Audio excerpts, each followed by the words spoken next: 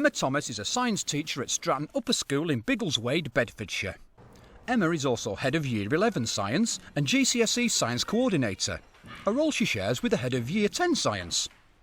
On top of her responsibilities at school, Emma is juggling being a single mum to daughter Ellie. Can I lean on the door now? Asked Buggle. Besides Ellie, Emma shares the house with 3 cats. Sorry, make that 4 cats. A school of fish and Sooty the gerbil. Ellie, being a typical 7-year-old, has an abundance of energy and lots of hobbies, including brownies, ballet, swimming, going to music class and playing the violin. This hectic timetable means there isn't much time left for Emma. Emma feels she is perhaps not managing her time as effectively as she could.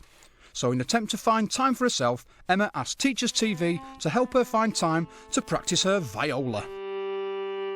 Life coach Gladina McMahon may not be able to play the viola, but she can certainly add a few more strings to Emma's organisational bow. Hi Emma, I'm Gladina, nice to meet you. Oh lovely, thank you. So Emma, how can I help? Really, I'd like some time to myself. I decided I'm going to take up a hobby. My daughter's learning to do the violin, so I thought I'll learn to play the viola. Unfortunately, I can make time for her to practice the violin, but I don't seem to get time to practice my viola. So I'd like to be able to make myself some spare time to be able to do that. So tell me, what gets in the way? School, basically. I get free periods at school, and the school are very good at making sure that we do have our free periods, but I'm wondering whether I'm using them effectively. I seem to be wandering around with bits of paper quite a lot. So really what we're talking about is that you would like some help in sorting out your systems so that they work for you, so that you can get as much done as possible, but also, can I suggest something, that you get a life as well? So we've got the balance. I think that the whole work-life balance is out. Yeah. Okay, so that sounds like that's our task. Okay. Okay. Lovely. Right, we'll get on with that.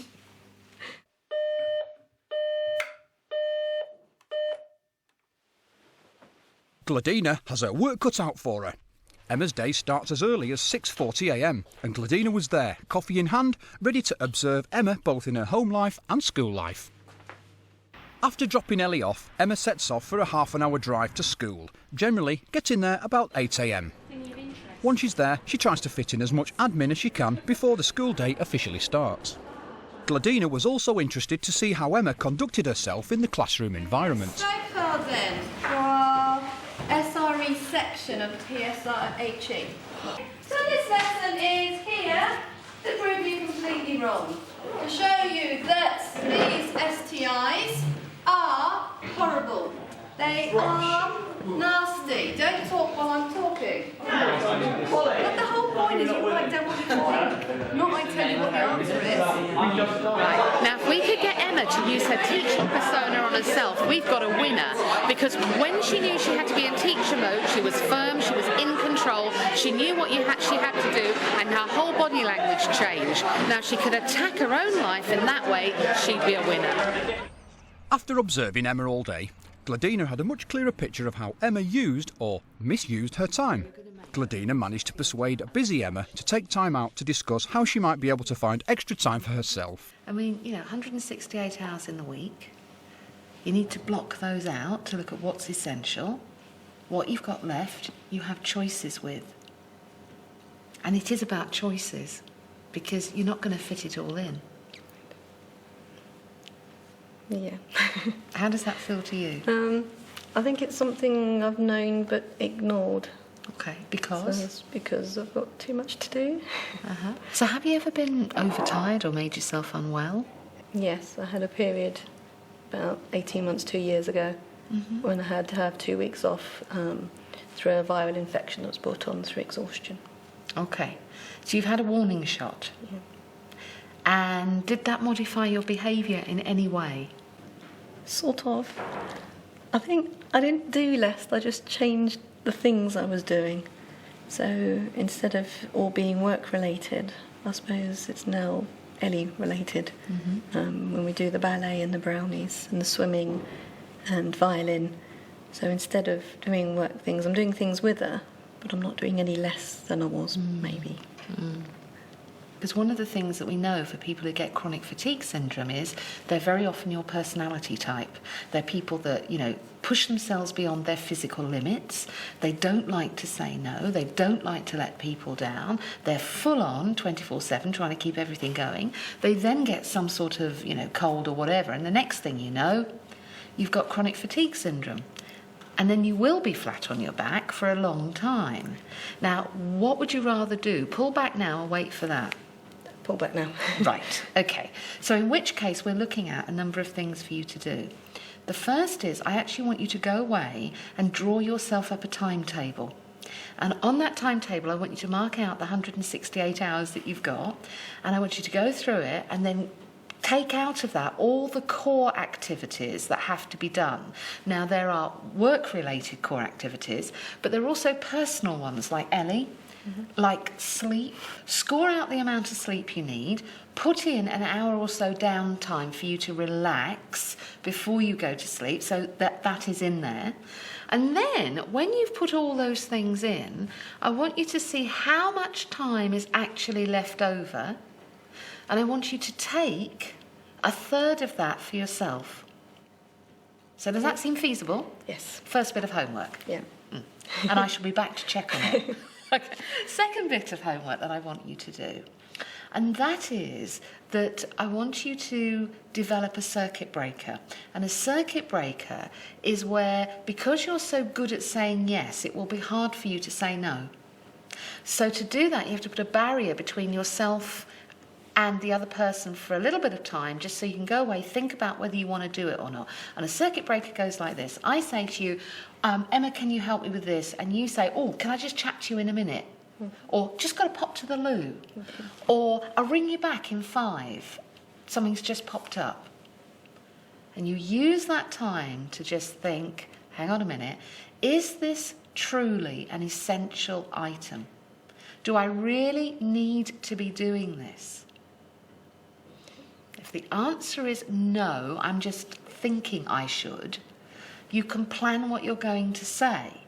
And that gives you time to plan so that you can then go back to the person and actually in your mind you've worked out what you're going to say. So that's a second circuit breaker that's going in there, because I think that's really, really crucial for you. So you've got these 2 homework tasks. How do you think you're going to fare on them? As long as I put them into my schedule, my list of things to do, then yeah, I'll get them done. I prioritise. No. How are you going to make them happen? Practising no in front of the mirror. And my daughter's away this weekend, so I've got some time. So I'll do the timetable this weekend, go on the computer and do the timetable and get it sorted out. You will get ill if you continue the way you are. I would put money on it. And that's not going to be helpful. It's going to be self-defeating. So if you don't want to get ill... And it's okay to put the ironing at the bottom of the list. Exactly. Do you know nobody ever died because the ironing wasn't done? I mean, it's amazing that. People have actually died from stress. I can actually give you clinical case studies of that, but I've never known anyone dying because the ironing wasn't done. Okay. Gladina set me some tasks when we started. She sent me some tasks on how to say no. And I've been practising saying no. If somebody's phoned me and asked me to do something, instead of saying, oh, yes, or maybe, I've sort of said, well, can I get back to you? And that's been really good because it's given me the opportunity to think, well, is this something I really should be doing? Or should I be concentrating on my things? That's been really good. And I've also done a timetable of what time I have and what I'm going to do, from basic things like getting up and eating to planning and writing and marking.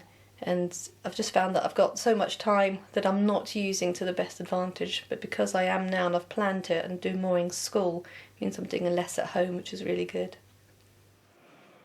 After Gladina left, Emma wasted no time tackling the homework she had been set, starting with colour-coded timetables for all areas of her life, work and home. True to her word, Gladina arrived back at Stratton Upper School to check Emma had completed the homework tasks Gladina had set. So I've got my timetable pinned to the wall here, and then the time I come into school and the time I have to leave for things like Ellie's ballet and going swimming. And I've blocked it off, and I've blocked off admin time. So I've only got specific times during the day when I'm running around school. And I've done that in the morning and also the half hour at lunchtime that I have. Okay. That's fantastic. So what have you learned by doing this exercise?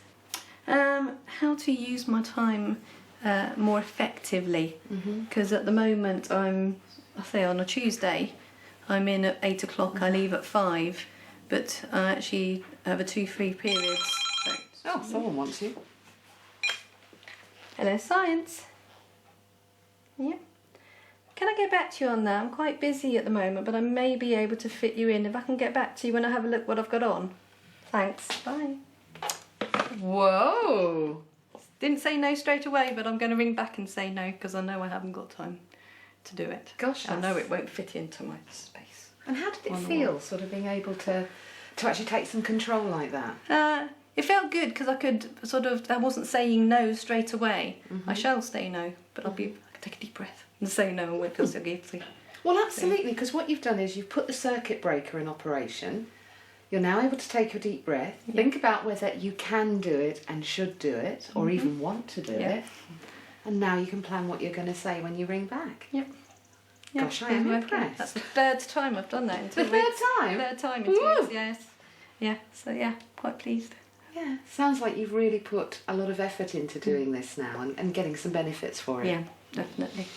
Well, I think you're going to become the time queen myself. I think I've enjoyed just the time where I found that it is time for myself, and because I've timetabled it, I'm not feeling guilty because I've taken it away from something else. It is time for myself. So I could practice my viola or just sit on the sofa for half an hour, and I didn't have to feel guilty. And I didn't have to feel like I should be doing something else because I knew it was me time. We played in an end-of-term concert last Sunday, myself and Eleanor, and that went so much better because I'd actually managed to practice the viola for 3 half-hour sessions during the week, and I just felt I was more confident with the music, and I really enjoyed it, and I think I'd have been a bit wary if I hadn't found time to practice. I think I will stick to Gladina's rules because it just makes life so much easier. It's something that I've always known I should be doing, but it's really taken Gladina to make me do it. I'm very happy with the result. At least I know where I'm heading, and I know that there is time to do the things I am, and I've also realised that there isn't time to do anything else, so I'm at my limit and that's where I'm going to stay. A very short game if you get to 1 half. Well, we got to play much more games, and I got to sit on the sofa and watch TV with her. What is it? Because normally she's like going on the computer and doing some work, and I just sit downstairs and watch telly. But now she's able to go downstairs and watch telly with me. Right. So Emma, you take care. All right, keep it up. Thanks very much. See ya. Thanks. Bye. Bye.